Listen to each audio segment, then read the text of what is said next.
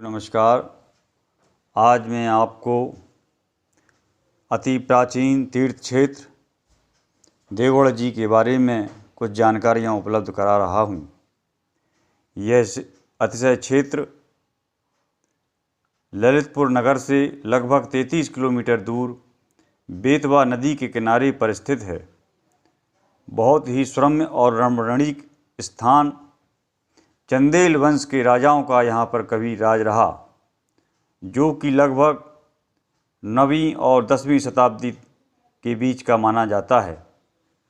साथियों,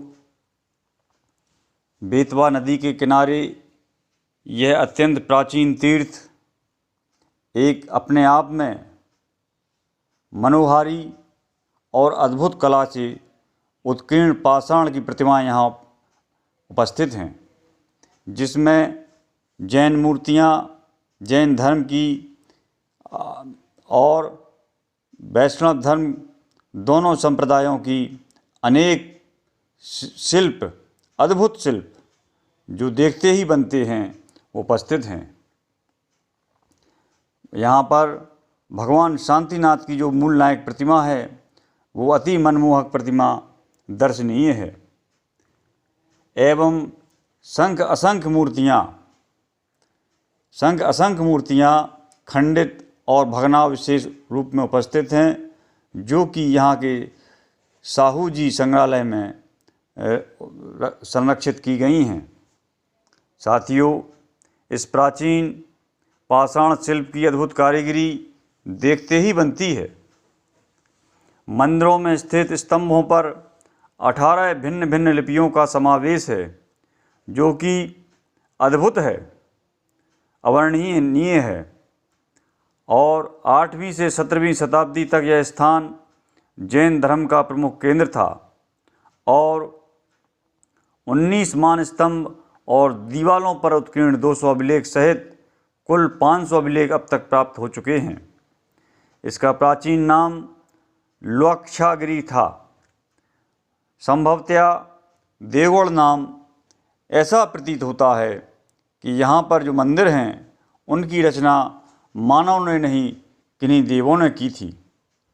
और एक किंवदंती और यहाँ आती है कि देवपत और खेवपत नाम के 2 भाई थे, जिन्हें कहीं से पारसमणि प्राप्त हुई और उस पारसमणि से असंख्य धन प्राप्त हुआ और उन्होंने मंदिरों का काम यहाँ पर प्रारंभ कराया।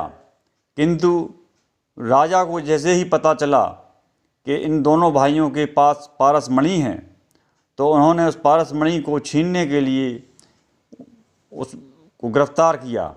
जैसे ही भाइयों को पता चला, खेवपत और देवपत को, तो उन्होंने वह पारसमणि बेतवा नदी के पानी में फेंक दी। ऐसी किंवदंती है।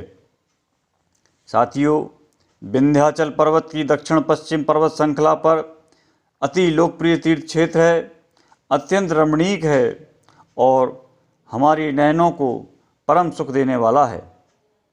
गुप्तकालीन दशावतार मंदिर, जो कि लगभग 5वीं शताब्दी का है, इसमें उपस्थित अद्भुत दृश्य जैसे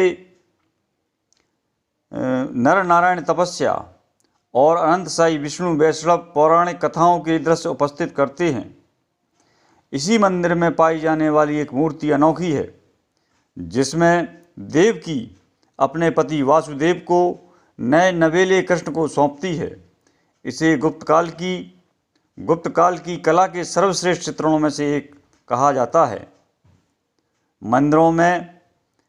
मंदिर नंबर 13 में विशेष रूप से 18 प्रकार की केश कलाओं का वर्णन मिलता है और इनके विचित्र नमूने प्राप्त होते हैं, जो विश्व में अन्यत्र कहीं भी नहीं हैं और यहीं से ले जाकर चोरी करके वहाँ भेजे गए हैं, यहाँ वहाँ।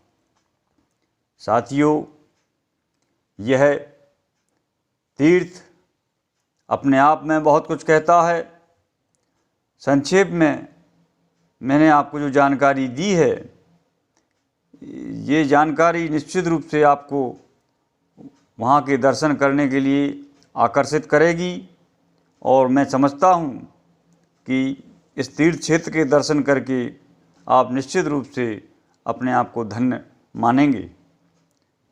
इस संक्षिप्त जानकारी के लिए मैं आप सभी का बहुत आभार करता हूँ और आगे और भी इस प्रकार के वीडियो मैं बनाता रहूँगा।